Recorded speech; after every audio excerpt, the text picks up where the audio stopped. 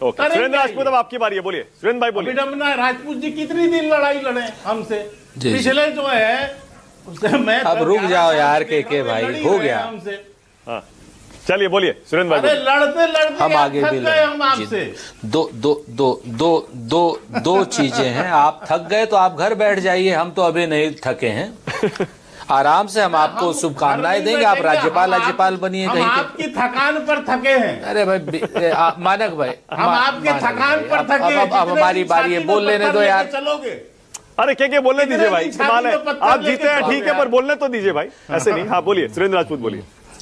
ये अभिमान है। मैं आपको दो चीजें बताता हूं। एक पहली बात तो मैं सीरियस नोट पे बताता हूं, जिस तरीके से भारतीय जनता पार्टी के लोग, जनता दल यूनाइटेड के लोग, और इनका पूरा का पूरा, जनता दल यूनाइटेड को मैं नहीं कहूंगा, लेकिन हाँ भारतीय जनता पार्टी के लोग और इनका पूरा इकोसिस्टम जिस तरीके से कह रहा है ना कि हम जीत गए हैं, तो मैं इनको सिर्फ इतना याद दिलाता हूं कि कल एक फैसला आया है बांग्लादेश में भी ऐसे ही शेख हसीना चुनाव जीती थी, अब पूरी बम्पर मतों से चुनाव जीती थी।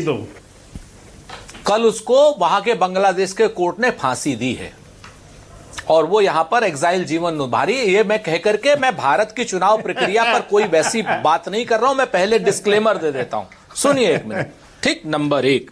नंबर दो, हम तो आपको हरा चुके थे, हम तो हरा चुके हैं आपको के शर्मा जी, आप हार चुके हैं, लेकिन बीच में चुनाव आयोग आ गया, क्या करें हम। मैं आपको उदाहरण देता हूं। आप पहले मेरी आवाज मुझे वापस आ रही है, इसको भी ठीक करा दीजिए। मैं ठीक करा रहा हूं। हाँ।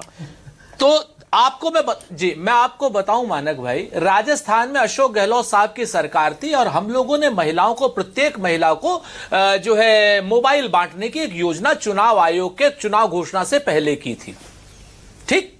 और जब हमने वो बांटने शुरू किए तो चुनाव आयोग ने अपनी वो लगा दी, क्या नाम, आचार संहिता लगा दी, और चुनाव आयोग ने वो सारा का सारा बंद कर दिया कि सब आप बांट नहीं सकते अब, क्योंकि अब ये चुनाव क्या आचार संहिता, आदर्श आचार संहिता लग गई। आप देखिए दूसरा चुनाव आयोग का दोगलापन देखिए कि 10,000 की योजना इन्होंने चुनाव आयोग से पहले, मतलब चुनाव की घोषणा से पहले करी, और उसके बाद पैसे कब दिए हैं ये आपके सामने है। और अगर आप जैसा निरपेक्ष पत्रकार इस बात को नहीं उठाएगा तो निश्चित तौर पर यह लोकतंत्र के साथ भी कहीं ना कहीं बेईमानी होगी और एक भद्दा मजाक होगा। मैं आपको सिर्फ उदाहरण मैंने दो दिए हैं, अशोक गहलोत साहब के सामने चुनाव आयोग क्या कर रहा था और नरेंद्र मोदी जी के सामने चुनाव आयोग क्या कर रहा था। इसी के लिए हमने एसआईआर में गिरिराज सिंह जी के मरे हुए रिश्तेदार जिंदा हैं, और नल नील कोल भील पिछड़े दलित आदिवासी और महिला नौजवान किसान जिंदा लोग मरे हुए हैं। वो आपके सामने हम एक बड़ा आंदोलन करने जा रहे हैं, हम आपको छोड़ेंगे नहीं। अब आप तीसरी बात में एक आपको आज वो भी कह रहा हूं, भविष्यवाणी कर रहा हूं कि जैसे 2014 के बाद राहुल गांधी जी के पीछे पड़ गए थे पूरी भारतीय जनता पार्टी के लोग और उनका इकोसिस्टम, और उसके बाद 2017 के चुनाव के बाद अखिलेश यादव जी को जिस तरीके से राहुल गांधी जी और अखिलेश यादव जी को डिमीन करने की करोड़ों रुपए लगा करके कोशिश की थी, अब ये लोग तेजस्वी यादव के खिलाफ पड़ गए हैं और तेजस्वी यादव को भी डिमीन करने की कोशिश कर रहे हैं। लेकिन ये तीनों के तीनों लोग, राहुल गांधी जी, अखिलेश यादव जी और तेजस्वी यादव जी, ये दूसरी मिट्टी के बने हैं। आपकी आलोचनाओं से इनके ऊपर कोई फर्क नहीं पड़ता है। ये उस शेर की तरीके से है कि कुछ लोग तुम्हें समझाएंगे, कुछ तुमको खौफ दिलाएंगे, जो है वो भी खो सकता है, इस राह में रहजन है इतने, कुछ और यहां हो सकता है, कुछ और तो अक्सर होता है, पर तुम इस पल में जिंदा, ये पल तुम में जिंदा है, ये वक्त नहीं फिर आएगा, तुम अपनी करनी कर गुजरो, जो होगा देखा जाएगा। परिवार के मामले में बात की जा रही है, परिवार के नाम पर लड़ाने भिड़ाने कर किया जा रहा है, उसकी आड़ में मुख्य मुद्दों। जी मेरी आपको एक छोटी सी सलाह है। जी बताइए। छोटी सी। अभी बिहार में इतना बड़ा चुनाव संपन्न हुआ है, आपको कुछ उसकी प्रक्रियाओं से असहमति हो सकती है, एसआईआर से असहमति हो सकती है, कुछ नाम कटने से जोड़ने से हो सकती है, तमाम बातें।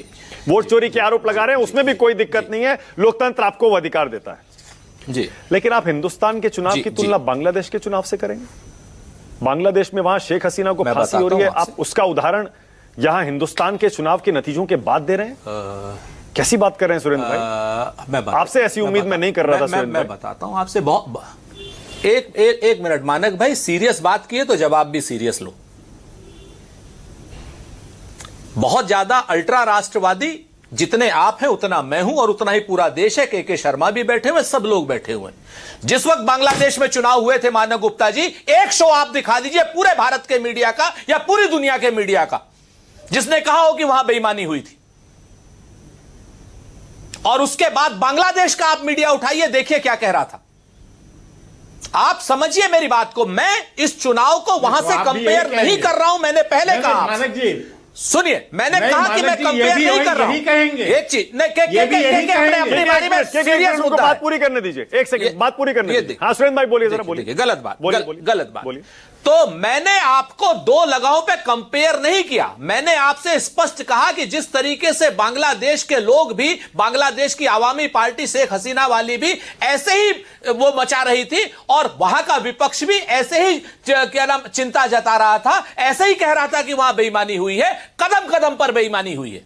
ये वहां का विपक्ष बता रहा था, चेता रहा था आपको। मैंने दो घटनाओं को कंपेयर नहीं, दोनों घटनाओं को आपके सम्मुख रखा है। तो इसको लेकर के अल्ट्रा राष्ट्रवादी बनने की आवश्यकता नहीं है। राष्ट्रवाद जितना आपके अंदर है उतना मेरे अंदर। मानक जी, सुरेंद्र भाई इसमें देखिए, एक तो के शर्मा एक सेकंड में, एक सेकंड रुकिएगा। इसमें अल्ट्रा राष्ट्रवादी कोई मसला नहीं है, सीधी सी बात है। हिंदुस्तान के लोकतंत्र की तुलना प्लीज बांग्लादेश के लोकतंत्र से मत करिए। हिंदुस्तान के चुनाव की तुलना बांग्लादेश के चुनाव से मत करिए। मैं बांग्लादेश के लिए नहीं बोल रहा हूं यहां पर कि बांग्लादेश में बड़े अच्छे चुनाव होते हैं या क्या होता है क्या नहीं होता है। सबको पता है वहां क्या होता है और अभी क्या हो रहा है यह भी सबको पता है। वो जो तख्ता पलट हुआ वो भी कैसे हुआ वो भी सबको पता है। किसकी शय पर हुआ, किस वजह से हुआ, आज बांग्लादेश में क्या हो रहा है, इस पर किस दिन डिबेट करेंगे, फिर कर लेंगे। मैं कह रहा हूं हिंदुस्तान के चुनाव में अगर कोई बेईमानी आपके हिसाब से हुई, आपको हक है, आप सवाल उठा रहे हैं, उठाते रहिए। बांग्लादेश का घुसा रहे हैं यहां के चुनाव में, उसको क्यों यहां रख रहे हैं इस डिबेट में? बिल्कुल नहीं घुसाया बांग्लादेश। मैं फिर से, अगर आपको यह लगता है कि मैंने बांग्लादेश घुसाया है तो गलत है, और अगर मेरी किसी बात से लगा है कि मैंने बांग्लादेश घुसाया है तो वो बात भी वापस। ठीक है, ओके, बहुत बढ़िया, बांग्लादेश को नहीं घुसा। ठीक है, के शर्मा छोटा सा जवाब, फिर आगे जाए। अभी छोटा सा जवाब, 5 सेकंड की और बात, सिर्फ 5 सेकंड और कहने दीजिए, सिर्फ 5 सेकंड। हाँ, दूसरी बात मैं आपको बताता हूं, बड़ी स्पष्ट बात है। अभी हमारे परिवार के बारे में बड़ी बड़ी बातें कही जा रही थी।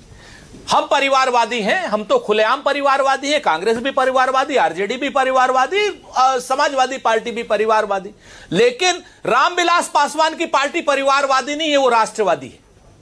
वो मांझी की परिवारवादी पार्टी नहीं है, उपेंद्र कुशवाहा की पार्टी परिवारवादी नहीं है। ठीक है, ओके, के शर्मा छोटा सा जवाब दीजिएगा प्लीज, 3 लोग बोलने वाले हैं तो परिवार। के शर्मा जल्दी से। मैं छोटा सा जवाब मात्र इतना ही देना चाहता हूं। मैं इतना ही केवल कहना चाहता हूं, ये सुरेंद्र राजपूत पहली बार नहीं बोल रहे हैं मानक जी। बिहार के चुनाव के 1 महीना पहले मनोज झा, आरजेडी के जो प्रवक्ता और नेता हैं, मनोज झा ने इसी तरह की बातें बांग्लादेश और श्रीलंका और इसको लेकर की थी कि भारत में ऐसे ही हालात होंगे। यही सेम बयान राहुल गांधी का है। राहुल गांधी ने भी इसी तरह का बयान श्रीलंका को लेकर यहां पर दिया था। मैं ऐसे तमाम नेताओं की लिस्ट सुना सकता हूं और बाकायदा बयान बता सकता हूं। चुनाव में बेईमानी कीजिएगा, आप चुनाव की बेईमानी नहीं रोकेंगे। बीच में मत, अब बीच में आप मत बोलिए, आप बीच में मत बोलिए, आप सुनिए मेरी बात। चुनाव की बेईमानी रोकिए। अब मैं ये कह रहा हूं, आप भारत को समझते क्या है? आपके लिए बांग्लादेश आदर्श हो सकता है, कोई माई का लाल अरे भारत के अंदर भारत आदर्श इस तरह के हालात पैदा नहीं भारत को नहीं देख सकता। और आपसे बड़ा राष्ट्रवादी हूं के शर्मा, और भारतीय जनता इटली में भी जगह नहीं मिलेगी सुरेंद्र राजपूत। पार्टी तो अंग्रेजों की जगह नहीं मिलेगी, अंग्रेजों की चाटुकार रही है। इटली में भी जगह नहीं मिलेगी तुम्हें, लड़ाई लड़ी है, उखाड़ के फेंक देंगे। चाटुकारिता कर रहे थे अंग्रेजों, इस तरह की मानसिकता को उखाड़ के फेंक देंगे, समझ गए? हो जाएंगे। आज के बाद राष्ट्र विरोधी बातें मत करना। भारत के अंदर में जो आदमी बांग्लादेश तुम्हारे लिए आदर्श है, जो आदमी बांग्लादेश तुम्हारे लिए आदर्श है, डोनाल्ड ट्रंप से डर गया हो। ओके, हटाइए, अब जरा हटाइए। ओके, अब हटाइए, हटाइए, ओके।